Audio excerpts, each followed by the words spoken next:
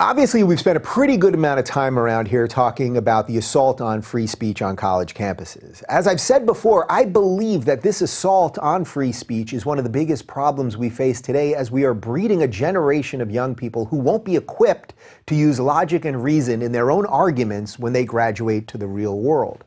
The university's misguided use of safe spaces and trigger warnings, coupled with violent protests and deplatforming or shouting down speakers, is actually robbing many of these students of literally the most important thing that they can learn in college: the ability to think for themselves. Instead of graduating as fully equipped adults ready to fight for what they believe in because they know what they believe in, they are being coddled like children who might crumble at the mere hearing of an idea that challenges them. This inability to debate ideas is leaking out of the universities and into society at large. Celebrities spend all day on Twitter ranting and raving about topics that they don't understand at all. Comedians, some of whom I know personally and really like, have become the screeching lunatics that they're supposed to be making fun of. Politicians talk a lot but don't actually do a lot, and the rest of us are left here trying to make some sense of what's going on. A great example of this is the Title IX fiasco, which took root on college campuses over the past few years. Title IX is part of the Education Act of 1972, which states that no person in the United States shall, on the basis of sex, be excluded from participation in, be denied the benefits of, or be subjected to discrimination under any education program or activity receiving federal financial assistance. Well, that sounds pretty good, right? What we should be going for here is an even playing field of equal opportunity. Title IX doesn't guarantee equal outcome, which is where hard work, perseverance, and sometimes luck come into play, but it does guarantee that whether you're a man or a woman, you won't be discriminated on because of your sex. This straightforward law of equal opportunity changed under the Obama administration, which in 2011 and 2014 issued new guidelines on how schools should deal with cases of sexual assault on campus. While I believe that Obama's intentions were good, the law in effect circumvented our system of due process. The Obama administration's policy used the preponderance of evidence standard in cases of sexual assault, not the beyond a reasonable doubt standard, which reduces the burden of proof on anyone accused of sexual assault. This was a subtle but powerful change in how we litigate these cases of sexual assault on campus, and some would argue an outright violation of the accused's constitutional rights. Betsy DeVos, Trump's education secretary, recently rescinded these Obama mandates, and judging by the celebrity and comedian critics out there, Trump and DeVos were not only anti-woman, but suddenly pro-rape as well.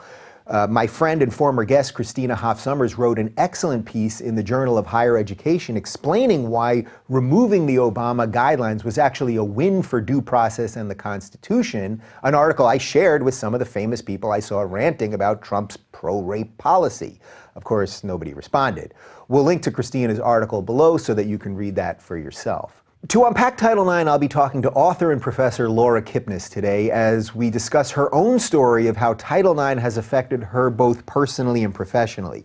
Laura has been right in the middle of the Title IX firestorm, and our friends at Learn Liberty have sent her our way this week. Knowing what you're talking about is a lot harder than just screaming about how you feel about something, but a good education taught me that it's usually worth the effort.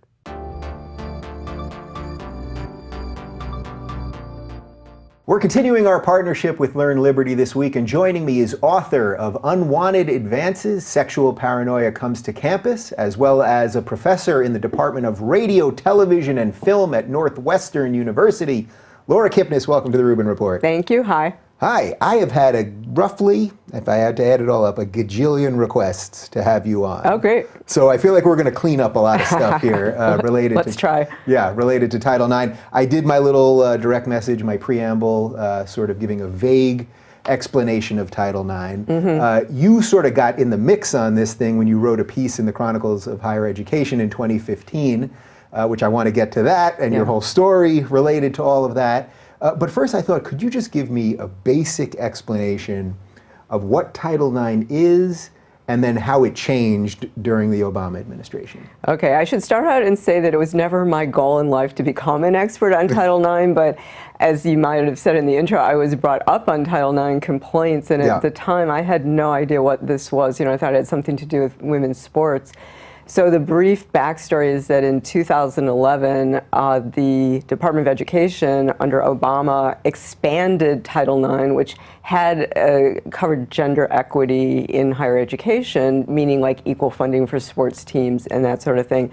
And they expanded it to include sexual misconduct, because the idea was that you can't have gender equity if students, particularly women students, are, fearful for their safety, or are being assaulted, or harassed, or that kind of thing. So, it's a good goal. Mm-hmm. But they issued these things called Dear Colleague letters that were guidance to institutions of higher learning that got federal funding, and threatened that if the schools didn't comply with these very vague guidelines, that their federal funding could be withdrawn. And most schools get tons of their funding from the government in mm-hmm. research grants and that kind of thing. So all campuses were required to have Title IX offices and officers and implement this guidance, and it had to do with creating processes for sexual misconduct complaints, but also it dictated things like the standard of proof that would have to be used in these adjudications. And the standard was what's called preponderance of evidence. Mm-hmm. And that's a hugely controversial thing, because what it basically means is 50-50 plus a feather. And the process also has been, as I learned having gone through it, behind closed doors. So none of this is out in the open or transparent, and so you have more and more people getting caught up in these sort of kangaroo court situations, both undergrads, mostly male students, who get accused of having non-consensual sex, usually in drunken, sexual encounters that somebody later mm-hmm. decides was not consensual, but also professors increasingly. So what happened was, after I got brought up on these complaints, I wrote a second article, and I got brought up for writing an essay about, the kind of increasing vulnerability of students, and it was called "Sexual Paranoia Comes to Academe." Yeah, I think maybe we should pause there for a second, because you gave me a lot there. So let's just whittle away some of that. All right. So first off, I think a certain amount of people would be listening to this and thinking, wait a minute, how can a university lower the expectation of what evidence is to prove someone guilty of something? Mm-hmm. If it's supposed to be you're innocent until proven guilty, how can a university have a expectation that's lower than that? How does that even make sense? I mean, what's the actual rationale there? Well, the rationale is that they're following this federal guidance, but what happens... But the federal guidance seems to be in conflict with the Constitution, no? Well, so one of the things I learned is you don't actually have constitutional rights at a private university. So how this stuff is handled differs between public institutions and private schools. And private schools can do what they want. So they're in a more contractual relation with students. And a lot of the information on this is only coming out because these cases are going to civil court. So like students who've been accused and think they've been railroaded are suing the schools, and that's how we learn what's going on. Otherwise, nobody would know. So in effect, these edicts come through from the administration. Yeah. It's now the burden of evidence is suddenly on the accused in a bizarre way, and it really never bubbled up until some of the men in this case started taking civil action because they were either falsely accused, or they felt that they were falsely accused, or wanted to fight. Yeah, or there are no standards of evidence. And so that was the kind of thing I learned from going through the process. So I was accused of, say, creating a hostile environment. And I said to the Title IX investigators, how do you know? I mean, I was creating a chilling effect on the student body. And I said, we should explain that, though. So your 2015 article, let's just explain what that was and how it got you into hot water before we jump too far ahead. I wrote an article called "Sexual Paranoia Strikes Academe" for the Chronicle of Higher Education, because they asked me to write something about campus sexual politics, because I was known, I guess have been known as something of maybe a contrarian feminist, and I've written about sexual politics a lot. So I said, okay. And I kind of thought nobody read the Chronicle of Higher Education, and so I wrote in a kind of ironic, maybe, I had some fun with it, and I do lean toward irony. And so first there was a protest march on campus by students carrying mattresses and pillows, like a reference to the Columbia student, accusing me of fostering or supporting rape culture, I guess. And then found out I was brought up on these Title IX complaints, but so I never found out precisely what I was charged with because there isn't such a thing as due process in these situations. Right, so to be clear, you write this piece, and as you're saying, it was kind of tongue-in-cheek, but with the expertise that you have. I mean, serious, but with an ironic tone, I would say. Yeah, yeah. So you write this piece, and then you're brought up on these charges. Yes. But what does you writing this piece have to do with anything? How does that even become within the jurisdiction of Title IX? Well, it should not have been, and so it is a question mark why the university allowed the case to go forward, because there is some sort of provision in the Dear Colleague letter that says nothing here should be construed to impinge on freedom of speech or academic freedom, but nevertheless, I mean, what's happened is what you would call mission creep in these situations where the code has been stretched to include such things as writing an essay, and as I later found out, I mean, all sorts of kind of micro behaviors that somebody might take offense at. So in my case, I had written a couple of paragraphs about another professor on the campus who I didn't know, but was public information that he'd been accused of sexual misconduct. So I made reference to that case. So I was accused of retaliating, which is a big thing in Title IX. Mostly people cannot speak about the charges against them because if they speak about them, they might be brought up on more complaints for retaliating. So I was charged with retaliation, even though I wasn't the person who'd been involved in the sexual misconduct to begin with. Right, and to be clear, so the person that was accused of this, who was a colleague of yours, although you did not know him, he was accused of having relations with a student, but consensual, if I'm not mistaken, right? There were two sets of complaints, and one was that he'd gone out drinking with a student one night, and they ended up sleeping in the same bed, but they didn't have sex. There was no indication that they'd had sex, but he was accused of possibly having come on to her. He bought her drinks. And then there was a second situation, which I actually did not write about, where he'd had a relationship with a student. So I wrote about 7 or 8 words about that second relationship, and that was, I think, the basis of the complaints, that I'd made reference to this situation. That in effect they felt you were defending him, correct? I suppose so. You know, I can't say what anybody thought or felt, really, right? I guess you can, but I think we can surmise that that's what they thought that you were doing. But your feelings on that specific matter, outside of Title IX, really, is that these are, if they're consenting adults, whether he's a professor and she's a student, that you're okay with that, basically, right? In the first essay, I was somewhat mocking these new regulations that govern professor-student dating that prohibited it, particularly in the case of undergrads. It was sort of okay if you were a grad student, but frowned on. And one of the things I was saying was that, you know, you can look around any campus on the country, you can barely throw a stone without hitting a couple, a married couple, often with children, that started out as a professor-student situation. And it's widely known in academia that, you know, some percentage of your colleagues are married to former students. Mm-hmm. So it seemed to be hypocritical to suddenly enact these codes that would regard those situations as like close to some sort of predator. So I felt that the professoriate was almost being regarded as predators in waiting, and that, you know, dating was ruled out. And, you know, I don't want to sound like some old geezer, but when I went to school back in the good old days, you know, I mean, we did all sorts of stuff. We partied and drank with professors. It was no big deal. People were sleeping with professors all over the place. So this new climate of regulation was something I wanted to write about from a somewhat skeptical vantage point. So in your mind, it really was about the regulation that they were putting on. Not you weren't specifically defending or not defending the actions of this guy, which I think is sort of where it got turned a little bit against you. Yeah. So I think that's interesting. I mean, the version of feminism that I would subscribe to would see this climate of regulation as not in the spirit of feminism, and I think I've used the term feminist paternalism. But I will say what happened was that, or maybe we'll get to this, I mean, I ended up learning more about the situation with this professor and writing more about it in this book. So there's a couple of chapters about these two cases against the professor where I do a close reading of the Title IX reports, which I ended up having access to.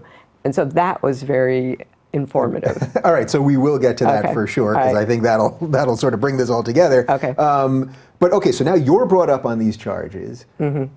What was that like for you? I mean, literally, you're a professor and an author, and you wrote an article. Yeah, yeah. You're using words, and now you're brought up on charges from the government. Yeah, well, from my institution, but you know.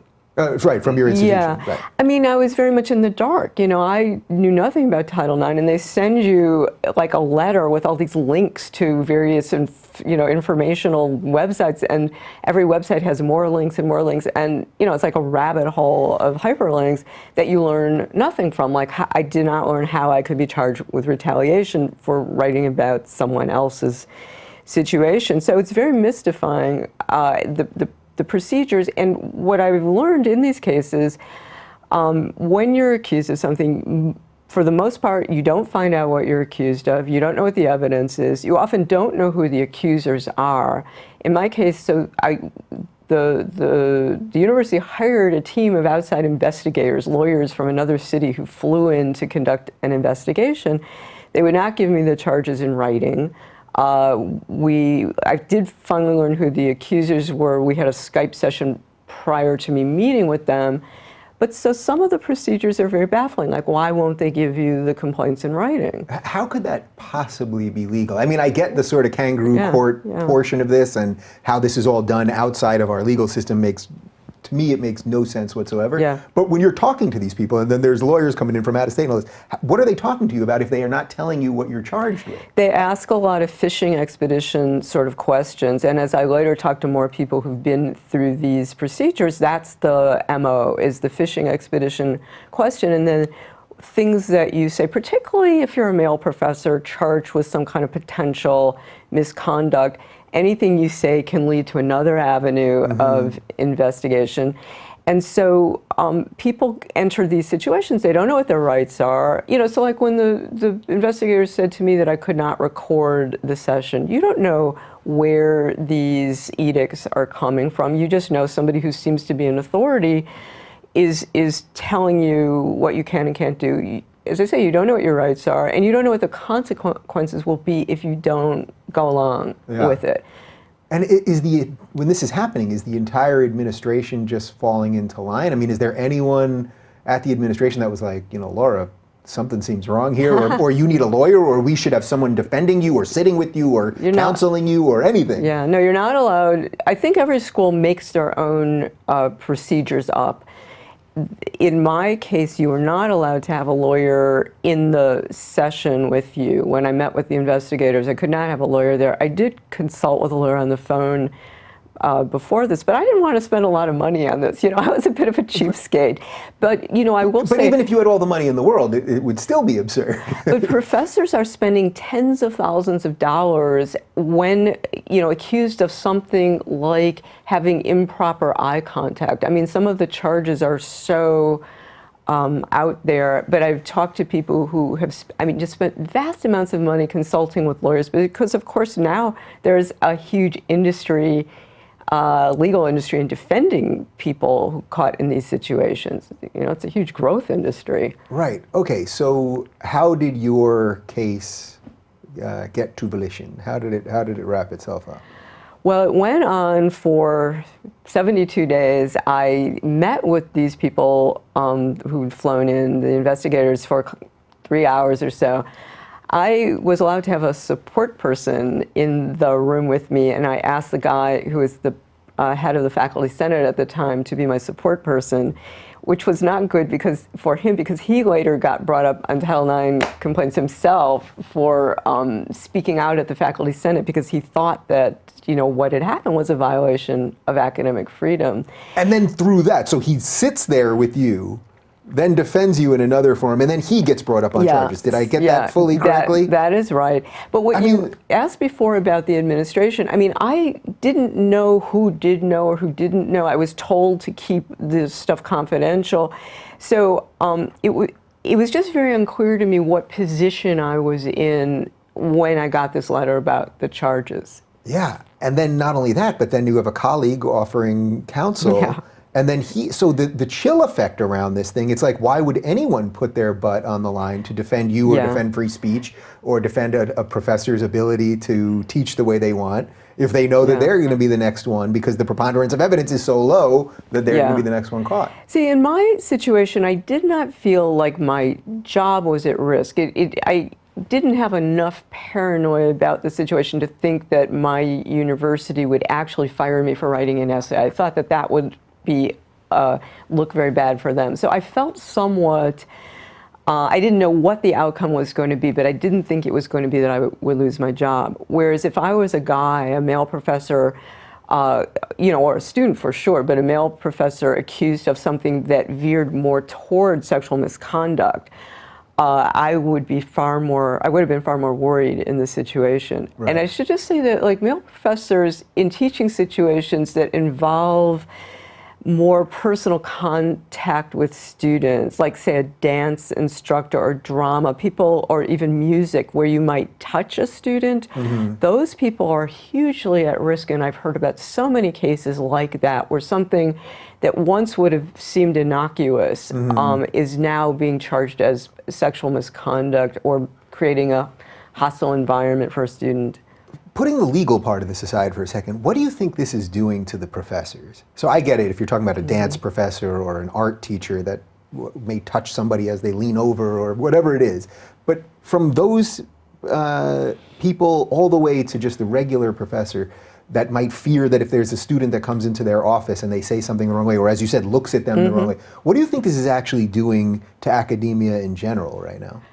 I think the word is starting to get out that professors are really at risk of losing their jobs if there's any kind of controversy with a student. And people may not know that something like half the professoriate now is not tenured, meaning, or tenure stream, meaning there's no job security. About half of professors now are kind of contract employees. It's the casualization of academic labor. Oh, I didn't know that. So you mean not even on the track? Yeah. No, they're hired as adjuncts or instructors on renewable contracts, sometimes one-year contracts. And those people, if they get caught in a situation where a student says that professor said something in a class that makes them uncomfortable, those people are out. Even if they're found not guilty, they are likely not going to be renewed.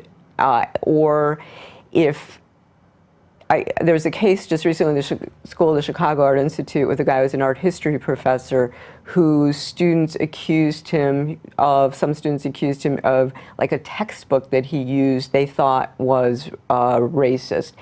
It was a book about comic book history, and the history of that period is about like racial imagery. So it was a book that was discussing racism in the history of comics. Incredible. So, there's many professors, I think, just are so fearful of getting caught in these situations that they're becoming very self-censoring, not teaching controversial subjects, being very careful about interactions with students. And I think also more and more male professors are really shying away from working closely with female students because the numbers of complaints about situations like that have risen.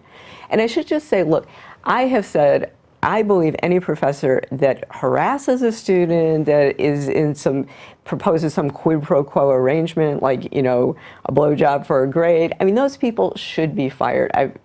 They should be out. There should be no toleration for that. But it's this sense of a student feeling uncomfortable in a class about something somebody has said. Those sorts of cases, I think, are really just growing incredibly. Right, and at the same time, just lowering the burden of proof in general is also just a horrific precedent to set. Yeah, and because all of this happens behind closed doors, there's no oversight, and I think a lot of people in the Title IX field now have gotten a bit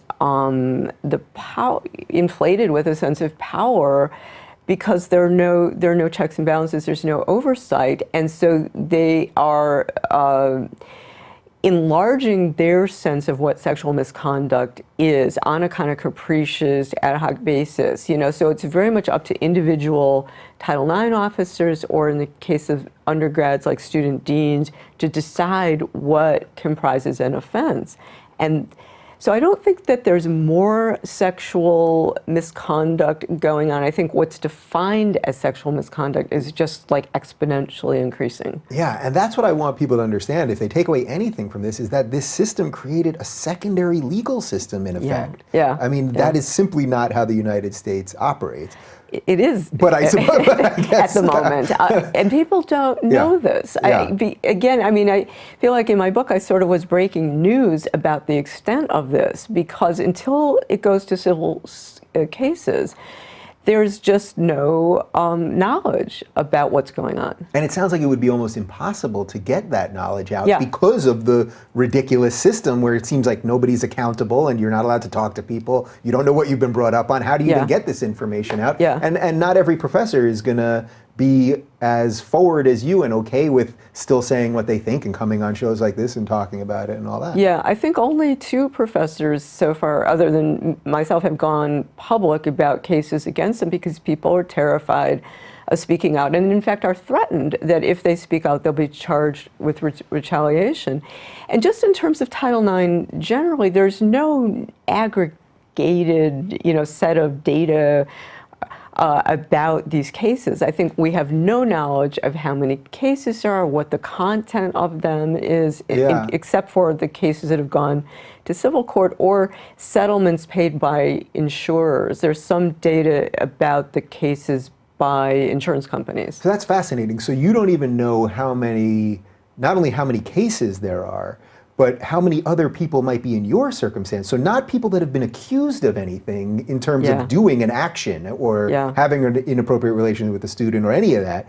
There could be literally 500 other people like you that just wrote something in a vague defense of a faculty member or a vague takedown of Title IX that could be in your situation, and you just simply have no idea. It's incredible. Well, so I think that, I weirdly have become a kind of data central by the virtue of people emailing me about their cases. So, I have an email inbox file of cases that I don't think there is other information about. And I included some of them in Unwanted Advances. I have a chapter called Fuck Confidentiality, or they're little asterisks. They are where I try to anonymize, is that how you say it? But go into as much detail as I can about some of the bizarre cases people have written to me about. Because after I did go public about my case, I'm not sure if I said, I just got all of these emails from people about their cases. And I just would say that when I got this email saying I was brought up on these complaints, I had no idea if there were other professors who'd been charged over an article. I didn't know if this was a test case where, it would expand the boundaries of Title IX. So I was just in the dark. And I didn't know who to talk to or to ask about it. It's so interesting to me because I've had a series of guests on this show that have been in similar situations, either in academia or elsewhere, people that have been put in situations where they suddenly have to step into sort of a new light. Brett Weinstein, who I'm sure you're familiar with from Evergreen State, of course. Jordan Peterson up in Canada dealing with this. Even James Damore from Google. Just people that are just saying what they think and then suddenly are thrust into the spotlight in a different way. So shifting a little bit, so then when Betsy DeVos last month basically said we're gonna turn back these Obama era regulations, you must have found this quite rewarding or vindicating, or what's another adjective I should use there? Conflicted. Oh, were you conflicted? Well, I'm conflicted in that I am not a person who wants to have anything positive to say about the Trump administration. I don't want anything to do with these people. But I did think DeVos was doing what anybody would do in that situation, which was to turn back what had happened under the Obama guidelines. I'm not sure it's going to make any difference on campus. There's been many presidents, Title IX officers, people in positions of power have already said nothing is going to change on our campus to reassure the Title IX activists. Wow, that's actually crazy, though. So the government, I'm not for all of these edicts that only the executive branch makes, but in effect, that's what Obama did. Now Trump reverses them, okay. Yeah. But you're saying that the schools now, because it's sort of like a hostage situation where they can't, if they've made it sound like this is the way it's supposed to be and this is what's right, they can't kind of backtrack on it. So they're going to keep in place, basically, is what you're saying. Well, I think here in California, I'm pretty sure Janet Napolitano is the chancellor or president of the UC system, has announced that. Wow, I didn't know that. I mean, that's incredible. Yeah, to show that they're on the right side of things. So I don't know. One of the things that's happened is that there's been this incredible bloating of the administrative layers in universities, and these people are running the place. And there's such a vast infrastructure that's been put in place, you can't just dismantle that overnight. So I think part of the mission creep of all of this is that there are so many people whose jobs it is to weed out misconduct and prosecute it, to adjudicate it, that's not going away. So I'm not optimistic that the DeVos guidelines, even though they are saying they're going to have this advice and consent or advice and notice, whatever it is, period, that didn't happen with Obama under the Obama administration. They're trying to do it more procedurally this time around. But in any case, I don't see that it's going to filter down to the campus level. Yeah, that's incredible. So how could it? I mean, if you were in charge right now, if you had DeVos's ear or Trump's ear or whatever it is, what would you tell them that actually needs to be done if just removing these additions isn't enough? I actually think that, I'm maybe a cynic, that what's going to happen is that more and more cases go to civil court and will be decided against the universities, and that the general counsel's office in the universities are going to start overseeing what's happening more than they are. So it's civil court judges that are looking at these cases and saying, are you kidding? Could I just briefly talk about a case that's a really interesting one that came out of Brandeis? Because what was interesting, I mean, most of these situations at the undergrad level are heterosexual, but this was two guys.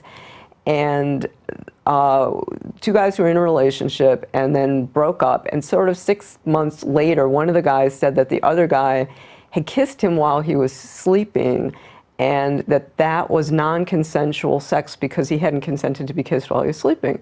So Brandeis appointed some sort of special examiner. This was a Title IX charge. And the special examiner said, yes, the kisser was guilty of non-consensual sex because the other person hadn't consented. They kicked him out of school. So these are the kinds of cases that are, when I'm talking about mission creep or overreach. So the students sued Brandeis, and you have to have a lot of money to sue a university. It costs something like $100,000 and up to $1 million if a case goes to trial. So this went to a judge, and the judge said, are you kidding? This is what you're calling sexual assault, and found against against Brandeis. I may be getting some of the details wrong, whether it was simply dismissed or there was a judgment against Brandeis. But so it's the judges that I think are going to be creating that level of oversight and turning back these cases. And I think that might filter down, particularly as schools are starting to pay out settlements to accused students. Yeah, that's incredible, because for me personally, I'm not someone that would want to, I think we have way too much over litigation here. But in effect, what you're saying is the only way to really combat this is you need students who've been improperly accused that have the resources to start bringing lawsuits, because eventually the schools will realize we can't sustain this. We're taking so many cases that actually don't hold water.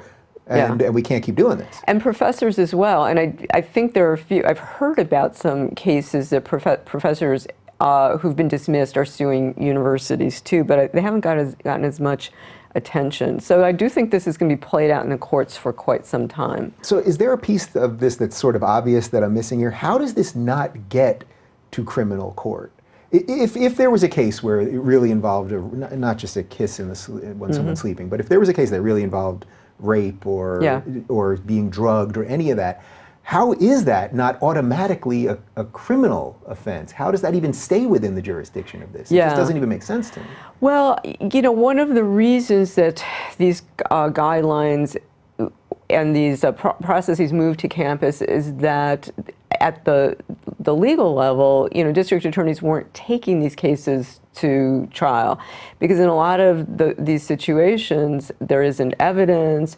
The accuser comes forward much later, you know, so they either on an evidence level or whatever don't rise to the legal level. So they were prosecuted on campus because, you know, there was a lag or gap in you know, the legal systems dealing with sexual assault. So I understand that, or it would take, you know, years for a case to go forward. So part of the issue was to have a process in place that would rectify what wasn't happening off campus, to get these students, if there were aggressive, you know, usually male undergrads, you know, particularly serial offenders, you know, get them off campus. So those are some of the reasons that it wasn't handled at the criminal level. So I suspect that you've found some strange allies in this space because Here I am. I don't know if I qualify as a strange ally, maybe, possibly, but basically you're a lefty, right? Yes. Do you consider yourself progressive, or if you had to describe your political views? I called myself throughout the book a leftist feminist. I mean, I wanted to make it clear that, you know, I wanted to make that clear. Yeah, I have not shifted right. Okay, so, well, first off, what does a leftist feminist mean to you? I guess let's define that and then we'll move on. I mean, at one point, I suppose, in my career, would have called myself a Marxist feminist. So, I mean, it means for me, you know, I believe in redistribution, and I believe in a sort of feminism. I mean, I guess I was steeped on what would have been called Marxist feminism or materialist feminism that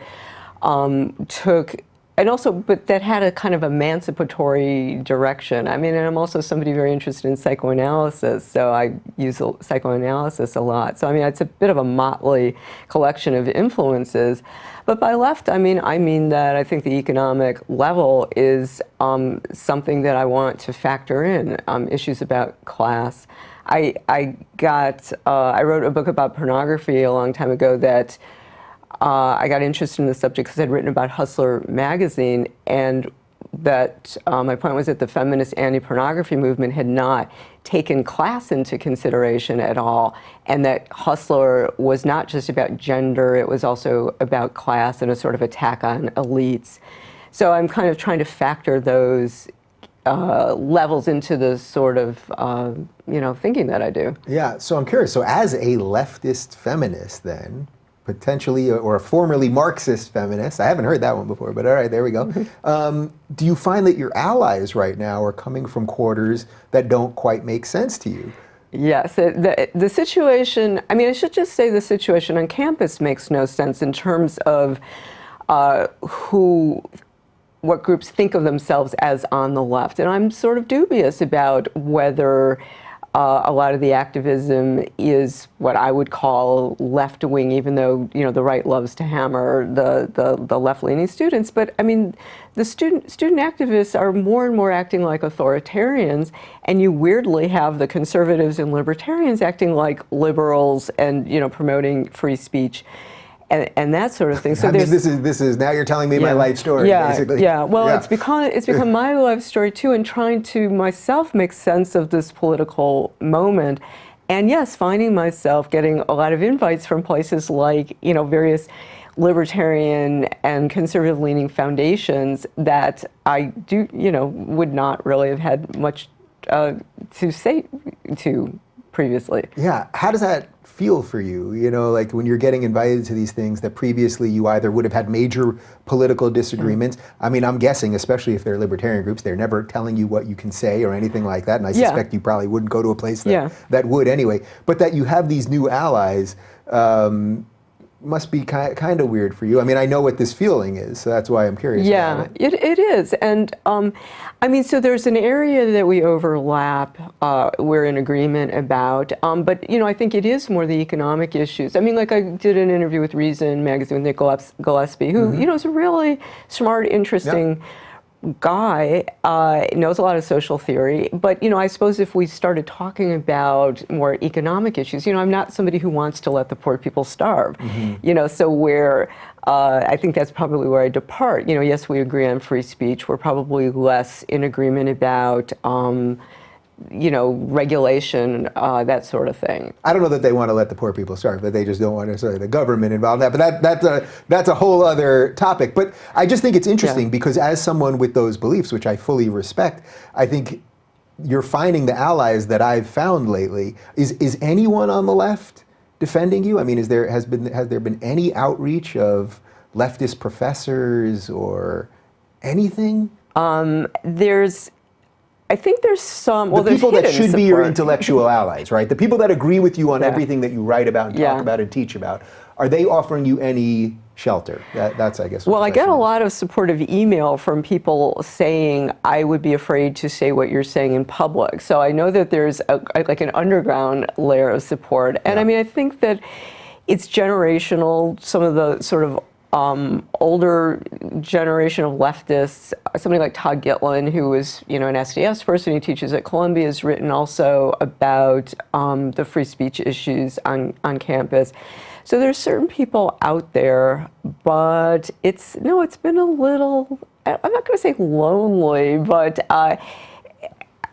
I feel somewhat on my own in trying to make sense of this situation and, doing a better or worse job of it. Do you think it's possible that what should be your allies, especially in the public space, I was mentioning to you before in the green room that I see all these celebrities and comedians that when DeVos did this stuff and rescinded these Obama-era additions, that basically they were all tweeting about how DeVos and Trump are pro-rape and they hate women and all these. Now these are leftists who you probably agree with on all the economic stuff, all the social stuff, all of that stuff. But they're doing you actually an incredible disservice, is what I would say. And I looped you in on one tweet when Chelsea Handler tweeted something about this, and I said, I'd love to have you on. Come on with Laura. And I said, no, I would shoot myself. Right, but think about that. I mean, that's actually kind of fascinating. I would guess that if you and Chelsea sat down about most political issues, you would agree on most things. But then they tweet these kind of crazy, over-the-top things, and then they're actually undercutting what their academic allies should be doing. I think it's a really fascinating little piece of this. I have a sort of allergy to self-righteousness, and I mentioned having written about Hustler magazine, and I suppose it's what drew me to somebody like Larry Flynn as an interesting figure. I was kind of interested to sort of weave through the over-the-top outrageous stuff he said and to try to make sense of some of the politics behind what he was saying. And this sort of instant position taking that people like that are engaged in, I mean, you're talking about Chelsea Handler, I'm not somebody who ever really wanted to be a pundit. I wanted to sit and think about some of these issues and think about the contradictions and the complications, and that's what I've tried to do in my writing. And I think there's, well, this maybe sounds self-congratulatory. I think there's too little of that, and it may have something to do with Twitter and the sort of instantaneous opinion forming that is required of people who are on Twitter. But I don't think it's interesting. And so I guess I've kind of veered toward the people who are saying things that complicate the situation as opposed to simplify it. Yeah, well, that's why we're here doing this, so that we can get some of that across. Yeah.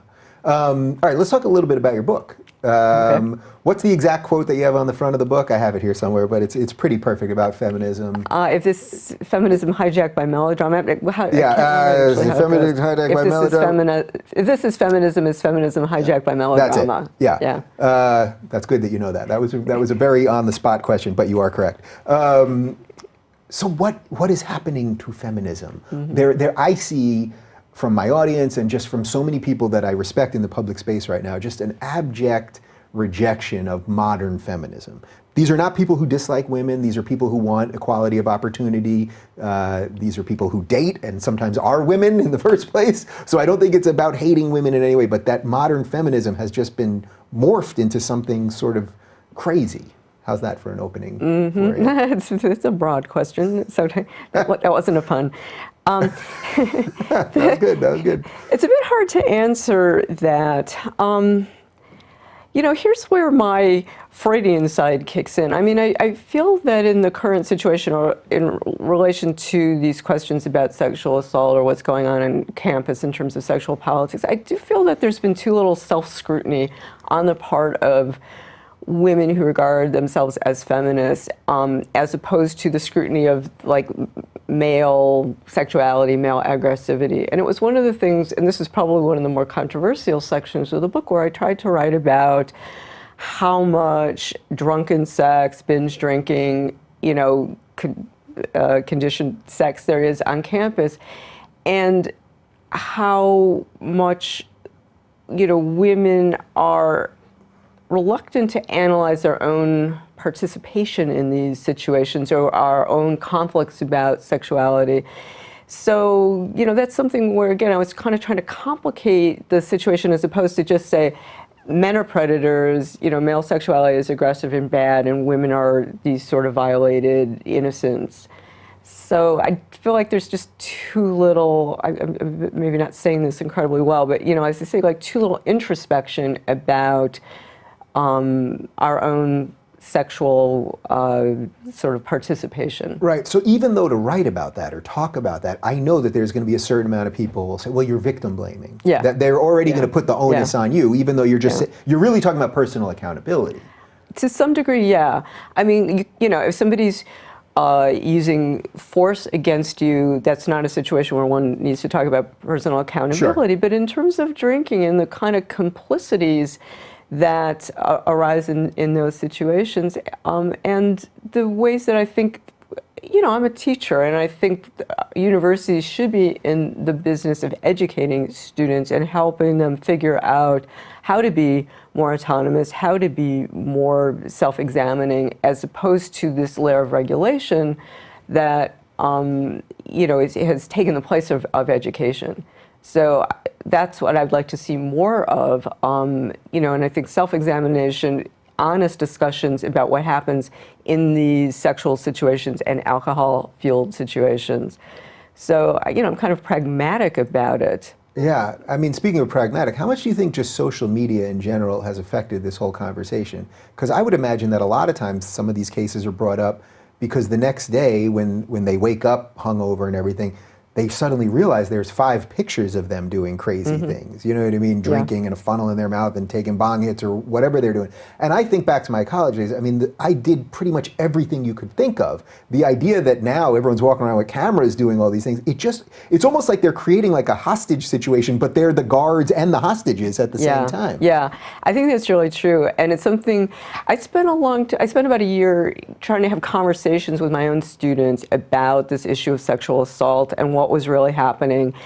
And I found out a lot of distressing things. I mean, particularly distressing if you've been a feminist for quite some time and think by this point in the evolution of human history, women should not have such a hard time saying no or knowing what they want in these situations. And, I found out, I think that a lot of the drinking has to do with, particularly on the part of women, not really knowing what they want. And so drinking themselves blotto so as not to actually have to decide in situations, yes or no. Do you think that's more uniquely a female trait for colleges? Because I can see that for guys too. It may be. I had an interesting conversation with Susie Bright, the sex activist, who said that she works with college students a lot, most of whom have never had sex sober and are appalled at the thought that you would even try to do that. But it's a ridiculous thing to do sober, I think. Probably. As an academic, it would actually seem.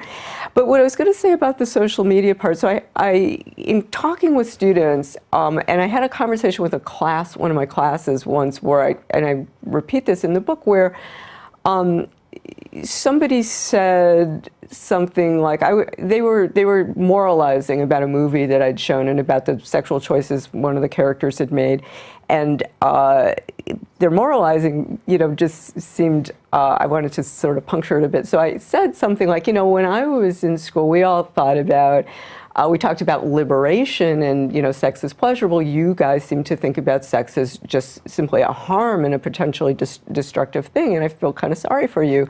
And one of the students said, well, yeah, sex can kill you. So I started thinking that well, this was this generation that was the first post-AIDS, post-HIV generation, and they've all had this, god-awful forms of sex education where the destructive, harmful sides of sex have been emphasized to them. But I talked to the student who said this. He'd graduated, and we had an email conversation. And what he said was, what I meant was social death, that social media, like everybody knows what you did the night before, and you can be sort of killed publicly because of these choices that you've made. So I do think there's something about them feeling like they're in a kind of fishbowl that does change the tenor or the sense of the experience of it, and I think this, the regrets in the aftermath, or the feeling that, many months later, well, wait, I didn't actually consent to that. I think social media does have something to do with the ways these situations are construed later as harmful, where in the present, in the moment that they happened, it was just a sense of confusion. Yeah, so that's really interesting. So basically it's a compounding of really poor sex education in general, or just attaching a certain amount of fear, which may at one time have been justified, and then you add the social media. Now you've really got like this toxic mess there. Yeah, and the other thing is that I think there are just a lot of messages on campus aimed at women. I mean, everywhere you go, the conversation is about assault. So I think there's almost a kind of encouragement to frame experiences as having been assaultive or non-consensual after the fact. Yeah. So that all seems very consistent with something that I see on the left lately that we've talked a lot about here, that the left, at least right now, seems to really value victimhood. They think that victimhood is virtue. So it sort of makes sense. You can't talk about sexuality in a way that's empowering. You have to talk about it in a way that creates a victim situation for you, because then you have sort of authority to talk about it. Do you think that that's a fair? I would step back from that a little bit and say that, I think the attention to social justice on campus is a valuable thing. So I do want to say there have been people, who are marginalized, who are victimized, whose identities have been have subjected them to various forms of violence. So I dislike the language of victimization, getting as broad as that. At the same time, there is a way that those positions, and it comes under the rubric of identity politics, let's say, the identities that have been marginalized, do attract a lot of attention, both in the curriculum and not in the curriculum, to some degree, to rectify, the sort of, errors of history in the past. But, so that does play into all of these things sort of, I think, converge around this notion of sexual victimization at the moment, including, then this layer that did come down from the federal government in the form of Title IX. Yeah. So how do you unfurl all that? How do you, as a feminist, take the power back now? Do you see a movement growing on there? I haven't really seen it. I hope it's there. Well, I do hope that, if this doesn't sound grandiose, that the book that I wrote will have some effect. And, what I was able to do was I got access to 2 Title IX reports about this professor. And I was in receipt of a lot of other actual Title IX reports from people who sent me, both professors and students, who sent me the documents from their cases. So I went through using all the critical skills that I've developed in my many years as a leftist feminist, and did a kind of close analysis of the sort of decisions that the Title IX officers were making in this case.